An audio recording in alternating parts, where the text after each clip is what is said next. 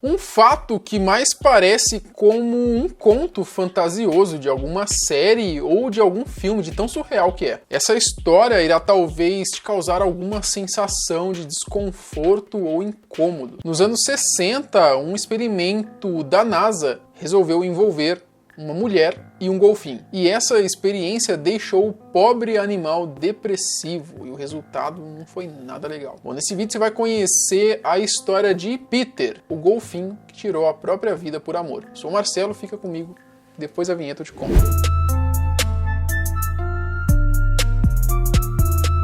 Vocês já ouviram falar no filme A Forma da Água? Bom, essa obra foi vencedora do Oscar de melhor filme de 2018. O longa traz uma história de uma zeladora em um laboratório experimental secreto do governo que se encanta com uma criatura fantástica mantida presa e maltratada no local. Esse filme, se não me falha a memória, também se passa nos anos 60 e se parece um pouco com a história que a gente vai contar hoje. Só que diferente do vencedor do Oscar, essa história aconteceu e tem um final bem triste. O início da experiência. Sei que é difícil de acreditar, mas essa história bizarra e completamente maluca aconteceu de verdade e foi parte de um estudo meio louco e desastroso feito pela NASA nos anos 60. Bom, não é a primeira história esquisita envolvendo a famosa NASA, mas com certeza é uma das mais estranhas. Pois bem, vamos aos fatos então. A NASA e algumas outras agências do governo norte-americano meteram uma grana num projeto para estudar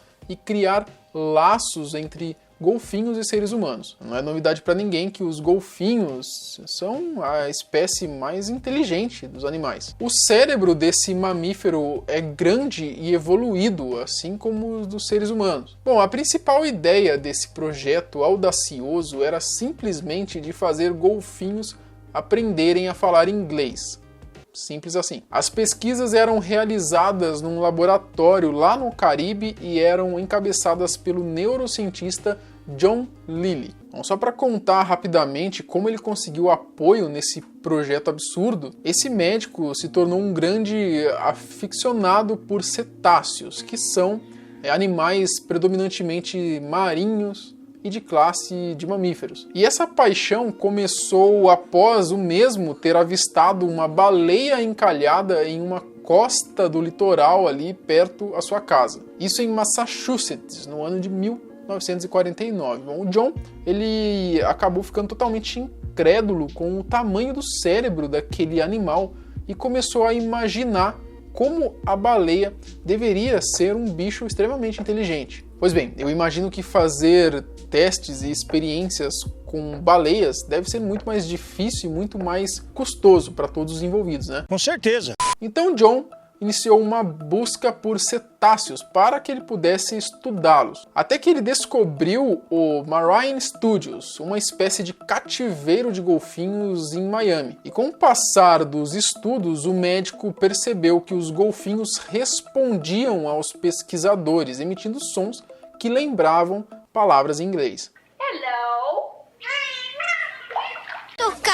Segundo John, aquilo poderia ser um indício de que os animais estavam tentando se comunicar com seres humanos. Essa foi a consideração que ele escreveu no livro chamado de Man and Dolphin, em 1961, que acabou sendo um sucesso absoluto, se tornando um best-seller. E foi por conta desse sucesso de sua obra e talvez das ideias malucas do governo norte-americano de tentar ser pioneiro em tudo. É a verdade. Que a NASA resolveu financiar o projeto do médico. Bom, com os recursos financeiros em mãos, Lilly abriu o seu laboratório no Caribe em 1963 e foi a partir daí que as coisas começaram a ficar ainda mais estranhas. Peter, o golfinho. No início do ano seguinte, uma jovem chamada de Margaret Howell Lovatt, ela ouviu falar sobre os estudos com golfinhos e aí ela decidiu então ir até o laboratório do John Lilly para se habituar. Bom, a Lovatt, ela não era nenhuma pesquisadora ou cientista, mas ela parecia tão interessada nos estudos que eram feitos ali naquele local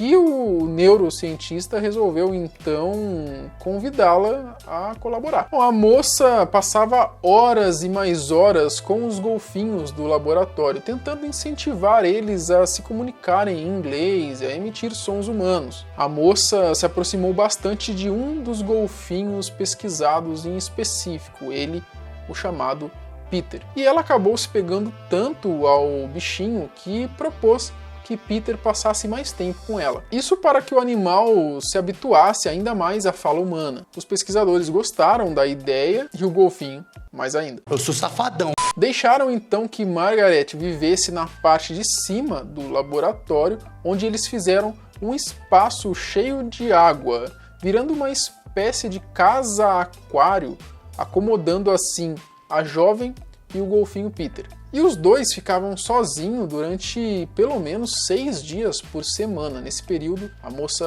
costumava anotar as suas percepções sobre o animal. E no último dia da semana, o Peter retornava ao laboratório, onde ele dividia agora o seu espaço com outros 2 animais da mesma espécie, só que fêmeas, a Pamela e a Cissy. Bom, conforme explica a Margaret numa entrevista ao jornal inglês The Guardian, o golfinho gostava de ficar com ela, mas a moça sentia que ele tinha desejos sexuais com muita frequência. Hein? Não bastava o Peter ficar ali só num dia da semana com as 2 fêmeas lá. Parece que ele queria mais, precisava de mais. Eu acho que o golfinho era meio taradão. Eu sou tarado no sexo. Estava cada vez mais difícil e trabalhoso para colocá-lo em um elevador e soltá-lo no aquário onde ficava lá as 2 fêmeas de sua espécie. O Peter começou até a não demonstrar mais interesse por elas. Parece que ele estava apaixonado por outra. Tem parada errada aí, irmão. Foi aí que a moça, a Margaret, teve uma ideia.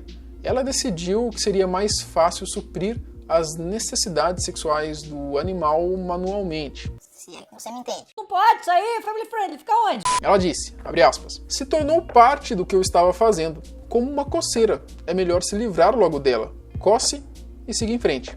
E era assim que funcionava. Não era algo privado, pessoas poderiam observar. Fecha aspas. Ela explica que, por mais que o ato fosse sexual para o Peter, para ela não. Fazia parte do trabalho. E durante a década de 1970, a história foi parar nas páginas de revista americana pornográfica Hustler, se tornando conhecida do grande público e, é claro, virou uma bomba. No final das contas, a NASA não conseguiu ensinar os animais a falar inglês de jeito nenhum. Além de um outro escândalo que apareceu envolvendo uma relação aí entre Lovatt, o Peter e os cientistas, rumores tomaram conta de que os animais também passavam por testes com LSD. Então isso acabou ficando meio feio. Obviamente, com tudo isso acontecendo, encerraram ali o financiamento e acabando assim com os estudos. O fim de Peter. Bom, como eu comentei, a NASA não conseguiu fazer os golfinhos falarem. O projeto não estava avançando. Então eles decidiram cortar o financiamento e o laboratório de John Lilly teve que fechar. Sem recurso financeiro, o destino dos golfinhos era incerto. E a solução encontrada foi enviar os 3 animais a um outro laboratório que John possuía em Miami. Só que o espaço de lá não tinha nem de perto a estrutura do laboratório do Caribe. O tamanho, o conforto, a equipe provavelmente deveria ser menor também por causa do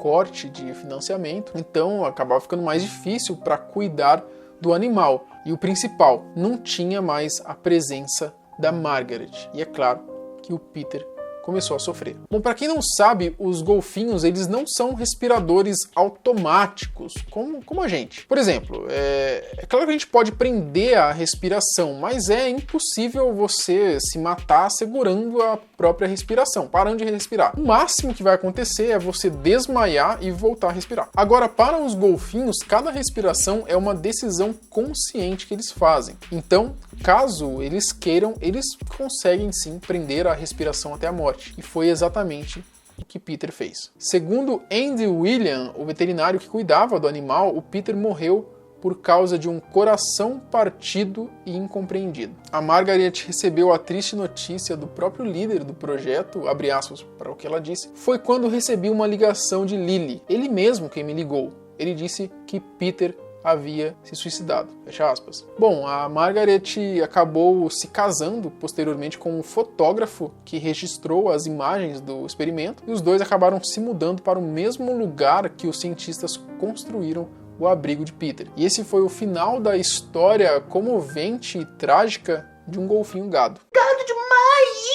Mas e aí, vocês conheciam a história do Peter? Você sabe de mais histórias e experimentos malucos assim da NASA? Aconteceu? Algumas coisas curiosas? Comenta aqui nos comentários ou me envia a sua sugestão lá no meu Instagram. A gente se vê amanhã no mesmo canal e no mesmo horário. Falou!